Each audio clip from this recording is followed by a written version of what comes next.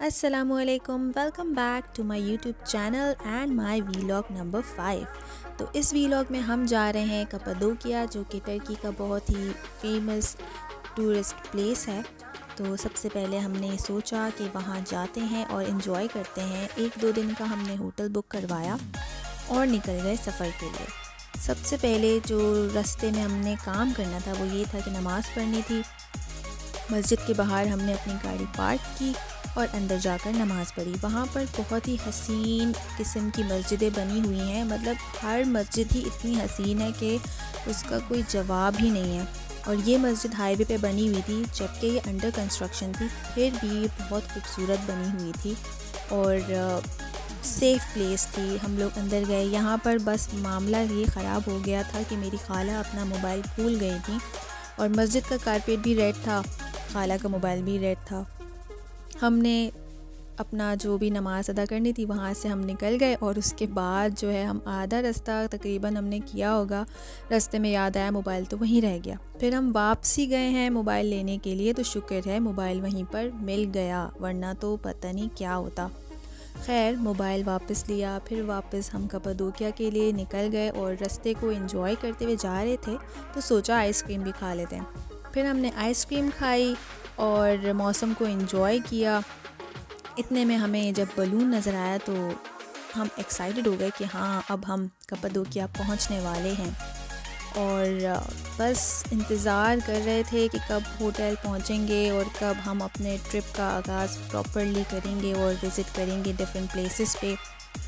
कप्पाडोकिया का हमें साइन नज़र आ गया तो हमें तसल्ली मिली कि फ़ाइनली हम पहुंच गए हैं और हम बस कुछ ही देर में अपने होटल पहुंचने वाले हैं। और हमने होटल भी जो बुक करवाया था वो अंडरग्राउंड होटल बुक करवाया था। और वहाँ पर अगर आप अंडरग्राउंड होटल्स बुक करवाते हैं, जो कि वहाँ की ख़ासियत है, वो थोड़े से एक्सपेंसिव होते हैं, पर जिस जगह आप जा रहे हैं वहाँ पर वहाँ की चीज़ों को एंजॉय ना करें तो उसमें मज़ा नहीं आता है। तो सबसे पहले यही था हमारा एम कि हम होटल जाएंगे, अपना सामान रखेंगे और उसके बाद हम निकल जाएंगे अपनी दूसरी जगहों को विज़िट करने के लिए। पीस स्टोन हाउस के नाम से होटल था और ये मैं अपने रूम की तरफ जा रही हूँ अपना सामान वगैरह रखने के लिए। सबसे पहले तो होता यही है कि आप जाते हैं अपने रूम को देखते हैं तो बड़ा ही अच्छा लगता है, क्योंकि रूम बहुत ही ज़्यादा ऑर्गेनाइज्ड होता है और हर चीज़ एक प्रॉपर वे में होती है, तो थोड़ा सा पॉजिटिव वाइब्स आती हैं आपको। हम होटल के अंदर जब एंटर हुए, हमने अपने सामान को वहाँ पे रखना था, तो बस यही था, थोड़ा फ्रेश अप हुए और उसके बाद हम वहाँ पे थोड़ा सा रेडी होने के बाद फिर बाहर की तरफ निकल गए। ये होटल के बाहर का भी मंज़र है कि आप देखेंगे यहाँ पर थोड़ा सा गेस्ट आते हैं तो बैठ जाते हैं, रेस्ट करते हैं, या समटाइम्स न्यूज़पेपर रीड करना है, कुछ करना है, वो करते हैं और फिर उसके बाद बाहर निकल जाते हैं। हमारा सामान भी वहीं रखा हुआ था, तो बस हम थोड़ा थोड़ा करके सामान अपने रूम में रख रहे थे। उसके बाद व्यू एंजॉय कर रहे थे बाहर का। इस होटल के ऊपर से जो टॉप व्यू है वो बहुत ज़्यादा हसीन आता है, but unfortunately I don't have that right now. और ये डिफरेंट आपको पहाड़ नज़र आ रहे हैं। ये पहाड़ों की शक्ल इस तरह से ऐसे हो गई है क्योंकि वहाँ पर पहले वॉल्केनोस थे जो फट गए थे, जिनके बर्स्ट होने की वजह से पहाड़ों ने डिफरेंट किस्म की शक्लें इख्तियार कर लीं। इन्हीं के अंदर लोग बहुत रहते थे, बहुत सारे लोग रहते थे, एक पूरी आबादी थी जो वहाँ पर थी, जो वहाँ पर रहती थी। घोड़े की नाल जो होती है वो बहुत फेमस है और यहाँ पर इविल आई बहुत फेमस है। लोग काफ़ी ज़्यादा उस पर बिलीव करते हैं। दरख्तों पे इविल आइज़ लगी हुई हैं, काफ़ी लोगों का इस पे बिलीव है कि इससे नज़र नहीं लगती। बहरहाल उसके बाद हमने मार्केट का विज़िट किया, वहाँ पर डिफरेंट चीज़ों को एक्सप्लोर किया, देखा, कपड़े वगैरह, ज्वेलरी और की चेन्स। आई जस्ट लव बलून की चेन्स और मैंने वहाँ से की चेन्स ली अपने फ्रेंड्स को गिफ्ट करने के लिए, अपने लिए भी। तो ये चीज़ें मुझे बहुत अट्रैक्ट करती हैं और मैंने वो ली भी काफ़ी सारी ना, अपनी बहन के लिए, अपने भाई के लिए। बिकॉज़ मैं जब गई थी तो सिर्फ मैं गई थी और मेरे पेरेंट्स गए थे, बाकी मेरे बहन भाई नहीं गए थे बिकॉज़ वो लोग अपनी जॉब पे बिज़ी थे, तो वो लोग नहीं जा पाए थे।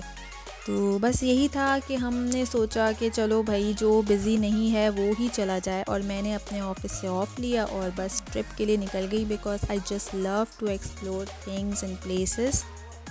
हम बस मार्केट में घूमते घूमते इधर उधर चलते रहे। फिर एक इंसान हमें मिल गया, इसको उर्दू आती थी, तो we were very excited to listen him.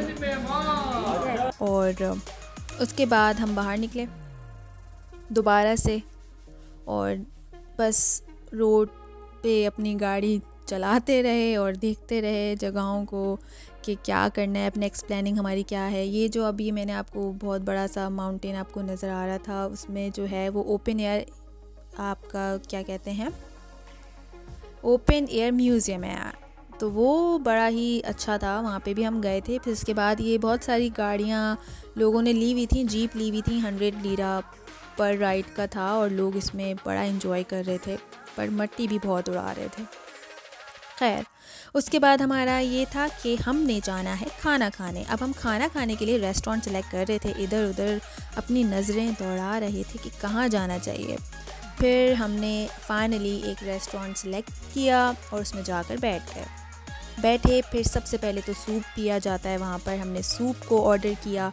वहाँ पे सूप बहुत मज़े के होते हैं। Just miss the soup right now as well. खाना भी बहुत मज़े का था कप्पाडोकिया का, और वो जो रेस्टोरेंट था, ओ माय गॉड, उसका खाना amazing. I am recommending to you guys as well.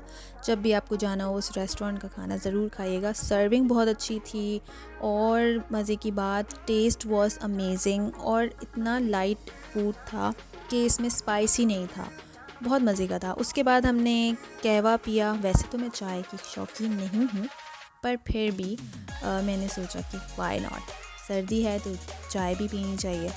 मैंने वो पी। फिर उसके बाद हम वापसी बाहर निकल गए और वापसी का रास्ता देखते देखते, मतलब कि अपनी गाड़ी सर्च करते करते गाड़ी तक पहुँचे और फिर हम अपने होटल की तरफ रवाना हो गए, क्योंकि हमें नेक्स्ट डे जाना था बलून राइड के लिए। और मैं बहुत ज़्यादा एक्साइटेड थी बलून राइड के लिए। ये है गोरमे कबाब रेस्टोरेंट, जहाँ पर हमने खाया था खाना। Worth it, really worth it, बहुत मज़े का खाना था। और मतलब कि जब खाना आपका अच्छा होना तो आपका दिन बड़ा ही मज़े का रहता है। और thank you so much for watching.